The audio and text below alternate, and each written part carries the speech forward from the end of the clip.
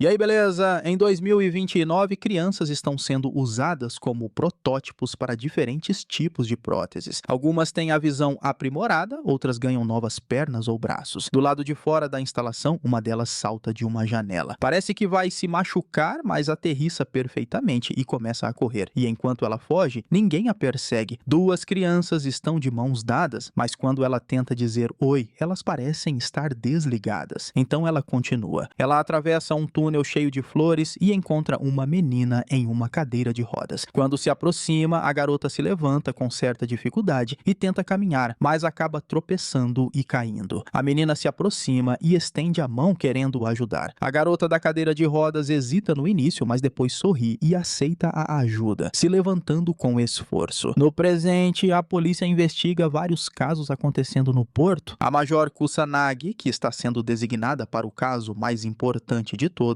é na verdade um robô com inteligência artificial. Antes de começar seu trabalho como detetive, ela precisa passar por uma entrevista. Normalmente, seres como ela começariam a trabalhar imediatamente, mas novas leis e regras dificultam esse processo. Após uma grande guerra, o mundo inteiro mudou. O conflito acelerou o desenvolvimento de sistemas cibernéticos e de IA. A maior preocupação agora é que essas máquinas se rebelem, já que os governos não têm poder computacional suficiente para controlar todos os dados que elas geram. Alguns rebeldes, que se autodenominam economia global, tentaram desestabilizar os sistemas econômicos ao redor do mundo. Há tentativas disso com vários operadores de cérebros cibernéticos tentando destruir uma delegacia. Mesmo que muitos desses sistemas operem acima da lei, ainda são controlados pelos governos mundiais. A Major faz parte de uma dessas organizações. Logo depois começa o que parece ser uma invasão a um dos centros de armazenamento de dados da humanidade. A Major é responsável pelo que acontece nesse momento, já que sua conexão com a internet é encerrada e ela assume o comando da operação. Dentro de um helicóptero, ela se encontra cara a cara com uma antiga rival, Kana, que também acabou de passar por uma entrevista, mas no setor militar. O plano dela é integrar os militares nas operações do dia a dia e acabar com os conflitos com a polícia. Os esquadrões da Major são chamados de Ghosts e agora estão conectados numa espécie de sala virtual. Lá eles planejam como lidar com a situação em uma embaixada. Soldados rebeldes fizeram reféns e se recusam a aceitar que estão sendo rebaixados. As equipes discutem estratégias e o uso de reforços, mas a Major garante que seu time é suficiente para resolver tudo. Um dos integrantes da equipe é o novato, recém-integrado, ainda com seu corpo original, já que esse é seu primeiro trabalho. Os outros membros do time são formados por partes recicladas e bastante metal experimental. No local, o dono da embaixada implora por ajuda, mas as equipes disponíveis não querem se envolver. Os sequestradores são ex-militares e ninguém quer eliminar os próprios companheiros. É nesse momento que a imagem da Major aparece na tela do dono da embaixada. Ele não fica nada feliz ao vê-la, pois sabe que eles operam fora das leis internacionais, mas como é a única opção, os Ghosts assumem a missão. A Major salta do helicóptero e vai direto para a luta. Usando seus sistemas de invasão e uma tecnologia especial chamada dominação, ela interfere na visão dos inimigos, ganhando vantagem. Isso permite que ela entre no prédio e comece a neutralizar os rebeldes. Como prometeu manter todos vivos, ela precisa evitar ferir a cabeça dos alvos usando a dominação no pescoço para incapacitá-los. Ela passa facilmente pela primeira linha de defesa e encontra os primeiros reféns. Ao mesmo tempo, o atirador dos Ghosts acerta a mão de um sequestrador que estava com o dedo no gatilho. Os sequestradores haviam deixado bombas espalhadas entre os reféns, caso algo saísse do controle. Quando o sequestrador perde a mão, um enorme mecha camuflado irrompe pela parede e solta gás, incapacitando os soldados restantes. Um segundo mecha surge e derruba mais alguns inimigos. Os dois mechas começam a cercar os reféns para protegê-los do fogo cruzado entre os soldados e a equipe Ghost. Enquanto isso, o time segue em direção ao objetivo principal, resgatar os oficiais de alta patente que estão presos numa sala do pânico. Essa sala está sendo invadida digitalmente, mas é difícil acessar. A Major corre até lá, mas descobre que ninguém está hackeando de verdade. O monitor da equipe também perdeu o sinal por um instante e percebeu que há uma 12ª pessoa na cena. Eles avançam e encontram os hackers já eliminados eliminados. Um dos soldados que já havia sido neutralizado antes está de pé novamente e tenta atacar. Esse homem é maior e mais forte que os outros, mas está fora de controle, agindo apenas com força bruta para alcançar a Major. No salão principal, a equipe liberta reféns e detém soldados, mas percebem que falta uma pessoa. Antes que possam reagir, 3 dos reféns pegam armas escondidas e começam a atirar nos soldados. O time tenta detê-los, mas seus cérebros cibernéticos estão corrompidos. Eles precisam aplicar uma vacina virtual para interromper o ataque. Enquanto isso, a Major enfrenta o soldado corrompido. Finalmente, identificam a 12ª pessoa na cena e a Major autoriza o atirador a eliminá-lo. O atirador localiza o alvo, mas, para sua surpresa, o homem é uma cópia exata da Major, vestindo roupa vermelha. Enquanto isso, a rival da Major, Kana, está ajudando a investigar o caso junto ao primeiro-ministro. Ele recebe um pacote que só ele pode abrir e Kana percebe algo estranho. Antes que consiga fazer algo, o primeiro-ministro abre o pacote e o prédio explode. Quando o atirador percebe que a Major está causando toda essa confusão, ele entra em pânico. Nesse momento, ele leva um tiro no ouvido, disparado por outro atirador do outro lado do edifício. No salão principal, a equipe Ghost consegue desarmar os civis e colocá-los para dormir, mas já era tarde demais. Um dos civis havia eliminado todos os soldados, apagando completamente qualquer rastro do crime cometido ali. Depois da luta, a Major vence o soldado gigante. A cabeça dele se abre e revelam que era apenas um falso ciborgue controlado remotamente e dentro não havia nada. Quando o dono da embaixada descobre sobre a explosão e a morte do primeiro-ministro, fica em choque. A Major sai correndo do prédio e vê um enorme incêndio consumindo o outro lado da cidade. Era o prédio destruído. Essa foi a primeira vez que um primeiro-ministro foi eliminado com sucesso na história daquela cidade. Nas gavetas onde os corpos dos ciborgues são levados após a morte, a Major encontra o corpo de Kana. Mesmo que não fossem grandes amigas, ela tinha muito respeito por ela e quer fazer justiça. Usando um simulador conectado entre os detetives e o chefe da polícia, eles começam a investigar o motivo da explosão. Todos os membros da equipe partem para a próxima missão, tentando descobrir o que realmente aconteceu com o primeiro-ministro. A Major suspeita que tudo esteja mais interligado do que parece. Ela reencontra o conselheiro com quem havia feito a entrevista anteriormente. Ele explica que o corpo do ministro está irreconhecível e que todos os esforços para encontrar pistas foram em vão. Ele, na verdade, era filho do primeiro-ministro e sente culpa por não ter previsto nada. A Major explica que boa parte da memória foi perdida na explosão e os restos não contêm nenhuma informação útil. O conselheiro menciona uma mensagem importante que o ministro tentou enviar, mas a conexão falhou por um segundo e ele não conseguiu entender. Se conseguirem encontrar esse dado perdido, talvez descubram algo importante sobre o ataque. Quando chegam ao destino, o conselheiro tenta convidar a Major para jantar, mas ela recusa, dizendo que aquele lugar não serve gente como ela. Enquanto se prepara para pegar sua moto, uma figura misteriosa começa a tirar fotos dela. A Major vai até uma fábrica onde são desenvolvidas as melhores próteses cibernéticas. Lá, interroga um drone operário para conseguir informações sobre Kana. O drone revela que Kana estava com o primeiro-ministro para promover um acordo que atrasaria o avanço das melhorias cibernéticas. Isso evitaria que chegassem a um ponto sem retorno nas evoluções, já que a próxima geração de ciborgues estaria tão próxima da perfeição que pararia de movimentar o mercado. O restante da equipe conseguiu localizar um pesquisador de dados que armazenava os últimos desejos dos soldados. O ciborgue ainda possuía registros de todos os soldados que estavam na missão e eles conseguiram recuperar a maior parte dessas informações. Foi assim que descobriram que o líder do esquadrão era um homem que não estava envolvido no crime e que ainda estava desaparecido. A Major tenta obter respostas com o diretor da fábrica, mas não consegue nada. Pior ainda, o antigo esquadrão de Kana, o 501, a rejeita completamente. Eles ameaçam destruir a Major se ela continuar investigando o caso, pois querem ser os únicos a fazer justiça por Kana. Enquanto isso, o hacker da equipe encontra um caso parecido nos arquivos do laboratório. Anos atrás, um cientista que desenvolvia próteses e sua esposa foram sequestrados e depois encontrados abandonados no meio da estrada. A fábrica fábrica onde ele trabalhava se recusou a entregar os corpos e os manteve para pesquisa. A Major então visita o lugar onde cresceu. Lá, ela começa a conversar com algumas crianças, tentando descobrir se alguém conheceu sua antiga amiga. Todas a conheciam bem, pois ela era muito ativa em buscar futuros melhores para os outros. Antes de morrer, ela deixou mensagens para todos. A Major assiste a essas mensagens que falam sobre deveres e mencionam algo chamado Terceiro Mundo. As crianças explicam que esse lugar seria como um paraíso para cérebros cibernéticos, um espaço de dados puros onde apenas eles poderiam existir. Eles também descobrem uma última mensagem do primeiro-ministro, dizendo que recebeu um presente vindo desse tal Terceiro Mundo. Usando os dados dos últimos momentos do ministro, a equipe consegue reconstruir digitalmente a cena da explosão. Lá percebem que havia uma pequena câmera no local e entendem que estavam sendo vigiados. Todas as equipes espalham iscas para capturar quem os seguia e os levam ao centro de operações. Lá conversam com Akiyama, o chefe de um setor especializado em tratados internacionais. Ele explica que estavam seguindo a Major, mas não ela de verdade. Estavam seguindo um doppelganger, alguém com o corpo idêntico ao dela. Como não tinham certeza de nada, passaram a monitorar também a Major original por precaução. Depois, Akiyama revela que possuía as mesmas informações que eles. O líder do esquadrão de soldados foi o primeiro a entrar em contato com essa Major falsa e acabou infectado com um vírus. Além dele, outra pessoa também a conhecia, a vice-primeira-ministra. A equipe vai atrás dela e começa o interrogatório. Descobrem que, de fato, algumas das decisões dela foram influenciadas pelo vírus, mas isso não tem ligação direta com o assassinato. Rastreiam o paradeiro da Major maligna até um navio abandonado, que curiosamente ainda está funcionando mesmo tendo sumido há tempos. A Major consegue se infiltrar e roubar os dados, mas era uma armadilha. Toda a equipe entra em confronto e muitos saem feridos. Após entender os planos do inimigo, a Major toma uma decisão drástica. Ela decide abandonar sua equipe para protegê-los. Deixa cartas de recomendação para que cada um possa seguir seu próprio caminho. Depois disso, a Major desaparece, mas o grupo continua investigando. Descobrem que o ciborgue que ajudou a recuperar os últimos desejos dos soldados era, na verdade, o próprio líder do esquadrão, que havia sido sequestrado, teve as memórias apagadas e implantadas com lembranças falsas. A Major maligna havia infectado os dois lados da guerra e manipulava tudo em segredo. Ela fechou acordos tanto com os americanos quanto com os inimigos. Quando encontraram o corpo do líder desaparecido, suas memórias confirmaram toda a conspiração. A Major vai em busca do conselheiro, filho do primeiro-ministro. Ele não se lembra de nada sobre a explosão, e isso porque também havia sido infectado. Foi ele quem entregou a bomba ao próprio pai sem saber. A Major faz uma última parada no necrotério, onde o corpo de Kana foi deixado. Ela destrói a cabeça da antiga rival e descobre que era apenas um corpo vazio, controlado à distância. Agora tudo começa a fazer sentido. Kana, junto com as crianças do orfanato, estavam por trás de tudo. A Major parte para o servidor central, onde todos os dados são armazenados. Ela se prepara para confrontar o vírus agora que finalmente sabe como encontrá-lo. Lá, a Major reencontra os gêmeos de sua infância. Eles tentam desligá-la e destruir seus servidores de backup. Com seus sistemas quase no fim, a Major entra em confronto direto com os membros do Esquadrão 501, que também estavam envolvidos nos planos de Kana. Cercada e prestes a ser eliminada, ela é salva por sua equipe, que chega a tempo de protegê-la e levá-la para um lugar seguro. Após se recuperar, a Major enfrenta o vírus mais uma vez, e desta vez vence. Enquanto isso, sua equipe enfrenta os membros do 501, que os rastrearam e ainda tentavam eliminar a Major. Depois de derrotá-los, eles prendem o dono da fábrica de robótica que havia ajudado Kana, e finalmente localizam a versão maligna da Major. Após uma luta intensa, a verdadeira Major vence e usa os dados coletados para rastrear Kana. Ela descobre que Kana era, na verdade, a garotinha que havia ajudado no passado e que havia enviado as mensagens. Kana, por não conseguir andar, sempre usava corpos remotos para realizar sua vontade. Como agora ela não representa mais uma ameaça, a Major decide deixá-la seguir para o Terceiro Mundo e finalmente encontrar paz. Como seu último ato, a Major elimina o negociador que ajudou Kana a fechar todos os acordos corruptos. corruptos, já que ele jamais seria preso. Para ela, essa era a única forma de fazer justiça de verdade. Terminando assim, Ghost in the Shell, animação de ficção científica e ação de 2015. E eu espero você no Terceiro Mundo.